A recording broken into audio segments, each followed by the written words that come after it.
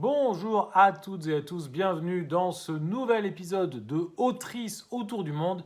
Cette semaine, on va passer dans l'hémisphère sud, en Afrique du Sud, avec Nadine Gordimer, un amant de fortune. Au passage, est-ce que vous saviez que l'hémisphère sud, l'hémisphère nord, c'est une convention? Voilà, c'est-à-dire que le sud aurait pu se retrouver au nord et le nord au sud, puisque la Terre flotte dans l'espace, donc il n'y a pas de sens. Voilà, c'était la parenthèse culturelle. Vous aurez quelque chose d'intéressant à raconter ce soir au dîner. Mais revenons à Nadine Gordimer. Intéressant quand même, voyez, ce périple des autrices autour du monde, puisque cette brave dame, je n'en avais jamais entendu parler, alors qu'elle a eu le prix Nobel de littérature. Voilà, donc c'est bien, au moins ça me force à découvrir des gens qui ont fait une petite carrière dans l'écriture. Alors, cette semaine, Un amant de fortune, très joli roman. C'est une histoire d'amour entre Julie, qui est une fille blanche d'Afrique du Sud, dont la famille est très bien implantée, a réussi, a beaucoup d'argent, son père est banquier, et Abdou. Abdou, en fait, c'est un garagiste. Elle va tomber amoureuse de lui à un moment où elle va aller faire réparer sa voiture. Elle le rencontre quand il sort de dessous la voiture, où il est en train de faire une réparation. Ils tombent amoureux l'un de l'autre et ensuite, tout au long du roman, on va découvrir leur histoire. Donc évidemment, la famille de Julie qui est mécontente puisque Abdou est un immigré clandestin, évidemment extrêmement pauvre, qui a un avis d'expulsion sur la tête.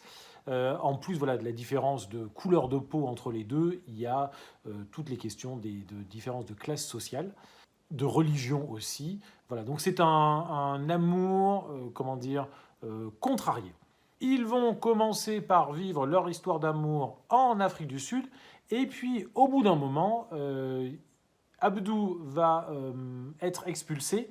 Ils vont donc retourner, ils vont se marier, ils vont retourner dans le pays d'Abdou. Le pays d'Abdou n'est jamais clairement identifié, mais c'est un pays musulman et très pauvre, voisin probablement de l'Afrique du Sud. Ils vont retourner dans son pays, ils vont dans son village, et là, du coup, Julie va être confrontée à une nouvelle vie, une nouvelle culture, puisqu'il habite un village perdu au milieu du désert, où il n'y a strictement rien à faire. Elle passe sa vie à attendre. Dans la maison où il y a toute la famille qui habite, et puis Abdou passe son temps, en fait, à essayer de trouver des pays où émigrer, et des moyens de voilà, partir soit aux États-Unis, soit en Australie, soit en Europe. Il veut juste s'enfuir. Et elle, ben, maintenant qu'elle l'a suivi, elle découvre sa vie, sa culture, le poids des traditions, le poids de la religion. Voilà, ça va être leur histoire tout au long du roman.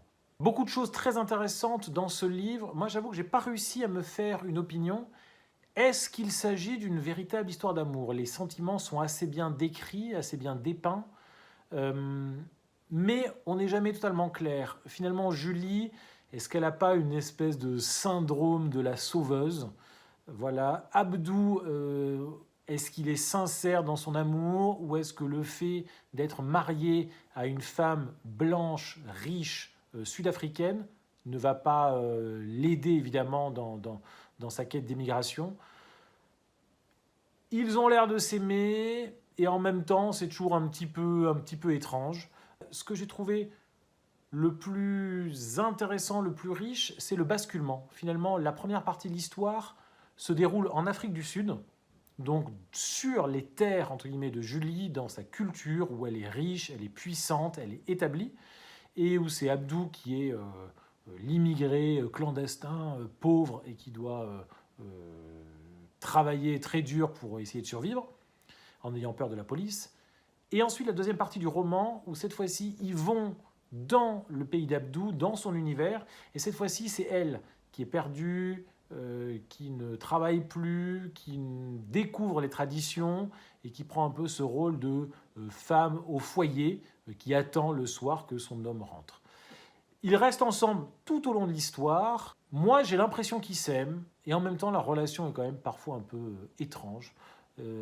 Probablement du fait de la qualité d'écriture et de construction du roman, on est toujours un peu sur cette espèce d'ambiguïté, du fait du talent probablement de Nadine Gordimer, prix Nobel de littérature. Incroyable. Et comme d'habitude, voilà, ce joli périple littéraire qui nous fait découvrir l'Afrique du Sud de l'intérieur par une Sud-Africaine, j'ai pioché des jolies phrases que je m'empresse de vous lire. Ils lui sourient, ils interrompent, citent des exemples, offrent leur avis, montrent innocemment leur intérêt, généreux ou malvenu. Cela dépend de la façon dont le bonhomme le prend. Mais du coup, il n'est plus un mécanicien, c'est un ami, un des leurs. Leur horizon ne cesse de s'élargir. Ce qu'il pense, ce garçon intelligent déguisé en bouchon gras, quand il a quelque chose à dire, il dégonfle l'une ou l'autre de leurs certitudes, mouche leurs convictions tonitruantes. Quand il parle, il l'écoute. Elle l'observe à la dérobée. C'est un des passe-temps paisibles de l'amour. Il lit comme si sa vie dépendait du contenu. Elle est tombée sur une phrase, une formule qui semble avoir été écrite pour elle, bien avant qu'elle ne vienne au monde et n'atteigne cet instant béni. Elle les a lus et relus, ces mêmes écrits lus dans l'air qui l'entoure, sur le ciel qui les contemple. En se pressant contre lui, il demeure palpable, il n'a pas disparu, et gardant sa bouche contre la sienne, il finit par l'ouvrir, la laisse entrer, elle sent la chaleur humide de son être. Elle titube un instant et le fixe. Face à elle, il la rend réelle. C'était le message de sa main agrippant l'avant-bras. Je suis un homme. Je suis celui qui n'est pas pour toi, mais qui te possède chaque nuit. Écoute-moi.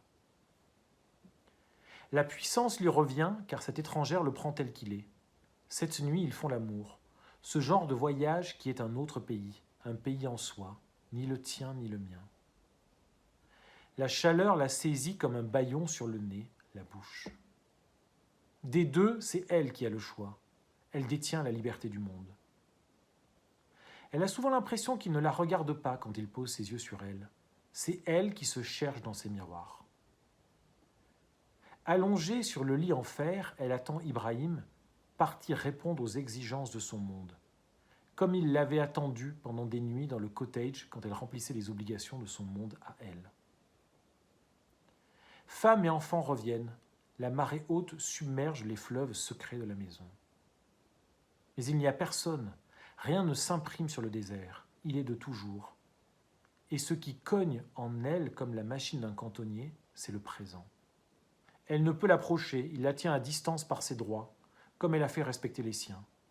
Elle ne part pas. Tout à la douleur de le voir partir vers les nouvelles humiliations qui l'attendent, les sales boulots qu'il refuse de faire, acceptant le parrainage condescendant du roi des casinos comme la chance de devenir le prince oriental, le pittoresque béguin de sa belle-fille.